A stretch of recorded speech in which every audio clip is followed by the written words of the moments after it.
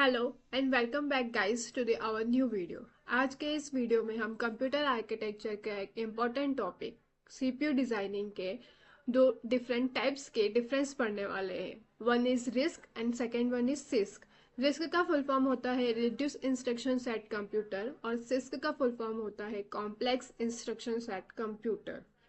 Risk जो रहता है वो स्मॉल और सिंपल इंस्ट्रक्शन सेट रहता है, जबकि सिस्क जो रहता है वो लार्ज और कॉम्प्लेक्स इंस्ट्रक्शन सेट रहता है। अगर वो स्मॉल है और सिंपल है तो ऑब्वियस सी बात है कि उसके जो इंस्ट्रक्शन लेंथ होगी वो फिक्स्ड होने वाली है, और सिस्क कॉम्प्लेक्स है और लार्ज है इसलिए उसकी जो इंस्ट्रक्शन लेंथ होती है वो वेरिएबल रहती है। रिस्क यूजुअली वन साइकिल पर इंस्ट्रक्शन फॉलो करता है, जबकि सिस्क मल्टीपल साइकिल पर इंस्ट्रक्शन फॉलो करता है। रिस्क में more general purpose register use होते हैं।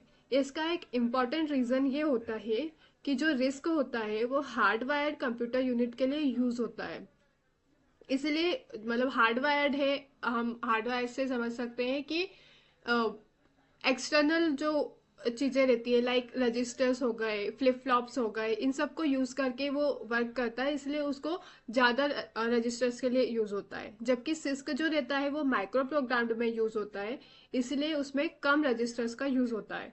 रिस्क सिंपल और लिमिटेड एड्रेसिंग मोड यूज करता है, जबकि सिस्क कॉम्प्लेक्स और बहुत सारे एड्रेसिंग मोड यूज करता है। Risk large code size use करता है, मतलब उसकी जो कोड साइज रहेगी वो ज्यादा रहती है क्योंकि इंस्ट्रक्शंस भी उसमें ज्यादा रहने वाले हैं। पर अगर हम सिस्क की बात करें तो वो स्मॉलर कोड साइज में यूज होता है। रिस्क सिंपल हार्डवायर होता है और इजियर पाइपलाइनिंग में यूज होता है, जबकि सिस्क कॉम्प्लेक्स हार्डवायर होता है जो कि हार्डर पाइपलाइनिंग में यूज होता है। ये सबसे इम्पोर्टेंट पॉइंट है इसका कि जो रिस्क होता है वो पाइपलाइनिंग की इम्प्लीमेंटेशन के लिए सबसे ज़्यादा प्रेफरेबल होता है। सिस्क पाइपलाइनिंग में कहीं से कहीं तक प्रेफरेबल होता ही नहीं है।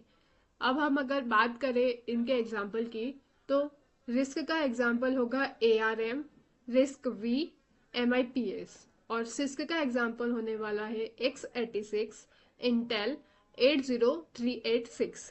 आई होप आपको इन दोनों का डिफरेंस समझ में आया हो, आपको पता चला हो कि इन दोनों के बीच में बेसिक डिफरेंस क्या है। और अगर आपको ये वीडियो अच्छी लगी है तो प्लीज़ लाइक कीजिए, शेयर कीजिए और सब्सक्राइब करना ना भूलिए। Thank you so much.